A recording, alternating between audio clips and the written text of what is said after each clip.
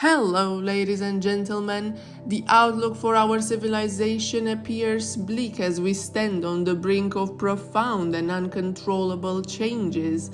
Modern consumers find themselves at the mercy of an aggressive push for economic growth, compelled to purchase whatever the market brings upon them. In the pursuit of sustained economic expansion, production rates are relentlessly increased and innovators strive to devise new inventions. Products such as computers or TVs are designed to be more appealing, with strategies in place to keep them popular only for brief periods. Unfortunately, this shift in production prioritizes items that are reliable only within their warranty limits, leading consumers to replace rather than repair when products break outside of the time frame. The relentless pace of industrialization and economic competition threatens to widen the wealth gap, pushing society towards a potential global economic crisis.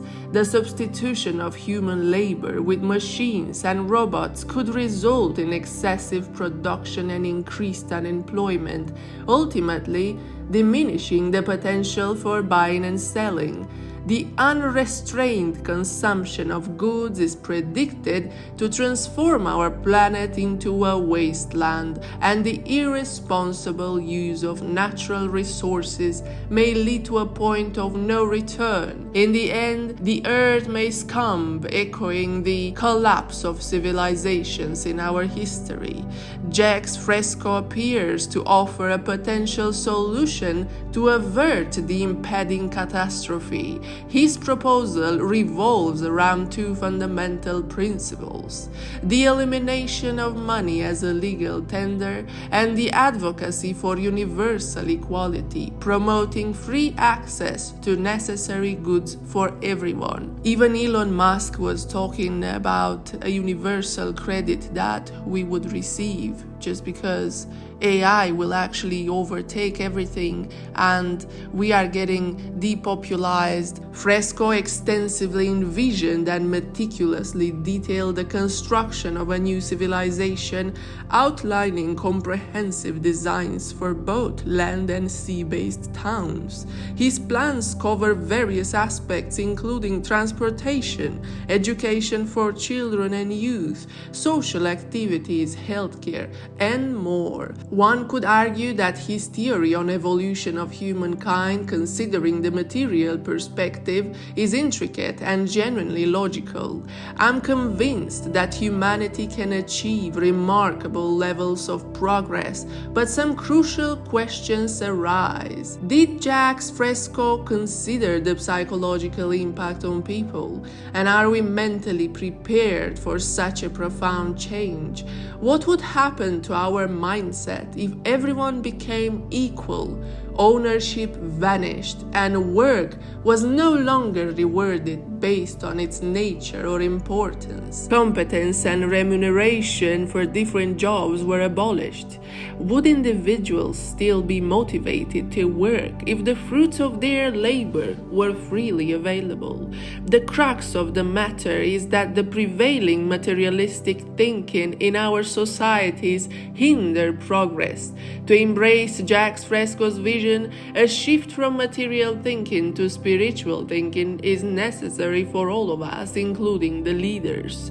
Sticking to the old materialistic mentality could lead us to trigger a global economic crisis. Attempting to implement Fresco's model with our existing materialistic principles might result in a fate similar to that of former communist countries. If our thinking remains unchanged, tied to materialistic ideas, we risk encountering the ghosts of the past. A shift in our mindset is crucial for successfully navigating the path envisioned by Jacques Fresco. Recalling the communist countries during the early 20th century, Karl Marx and Friedrich Engels formulated a model akin to Jacques Fresco's concepts. Based on their philosophy, the USSR and other communist states emerged. Despite the seemingly progressive legislation in these communist countries, notably the USSR, promoting equality, communal ownership of wealth and universal access to education and healthcare, the system eventually crumbled. The fundamental question is, what led to its collapse? To begin with, let's explore the principle of equality among individuals in the USSR. In this system, a doctor earned less than a garbage collector, and a director's salary was on par with or even less than that of a regular worker. Despite claims that wealth, including agriculture, factories, and buildings, belonged to the people, it was in reality owned by the state with no legal individual ownership. The absence of competition and merit-based remuneration, coupled with the lack of a sense of private property, influenced people's attitudes towards the state and society. From ordinary workers to heads of state, individuals sought to appropriate assets available in and around their workplaces. This led to a culture of theft and dishonesty, where farmers stole food, construction workers pilfered materials, and managers abused their influence. Even heads of state engaged in high-level theft, manipulating large masses for personal gain. The consequence was a corrupt society where theft, dishonesty, nepotism, and partisanship prevailed above the law. However, such a state of affairs couldn't be sustained indefinitely. Over the course of economic development, competition emerged as a primary driver of progress rooted in materialistic thinking. Without ongoing competition, the risk of societal regression loomed. A case in point is observable in those enjoying guaranteed welfare. Unconcerned about their future, individuals on Indian reservations in Canada or those reliant on social assistance benefits in the province of Quebec receive significant financial aid from the government, along with access to free healthcare and other insurances. With no employment obligations and no worries about the future, their thinking and social behavior tend to deviate. Statistical comparisons between the employed and those residing at home on Canada's Indian reserves or living on social assistance benefits reveal higher rates of crime, drug or alcohol abuse, pedophilia, incest, depression, and suicide among those not engaged in work. Remaining at home becomes a convenient lifestyle choice, with multiple generations within families opting to live on social assistance rather than pursuing employment. The nature of less specialized jobs serves as another illustration.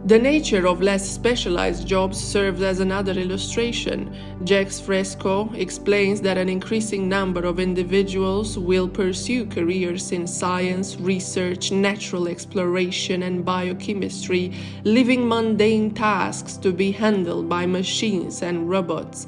Undoubtedly, there will be numerous jobs and trades that the robots cannot undertake, such as cleaning, restaurant cooking, which actually in Japan this was sorted already, because they have in some hotels, they have robots at the reception, guys. So maybe also animal husbandry, butchery, waiting tables, and other roles that traditionally were performed by humans out of necessity. However, in a scenario where everyone has everything and work is no longer a necessity, these jobs may become unnecessary. The question then arises, who will perform these tasks?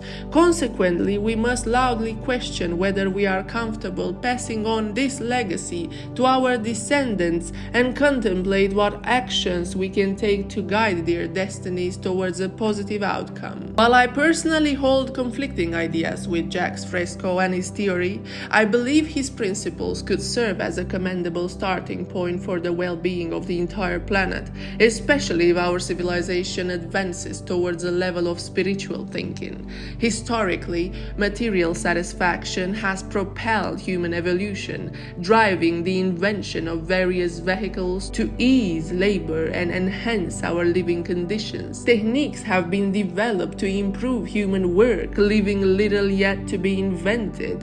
However, the challenge lies in the fact that not all inventions serve the genuine benefit of people. Some cater more to human greed. Our fixation on money, wealth, and physical satisfaction clouds our thinking, obstructing our vision of our true destiny.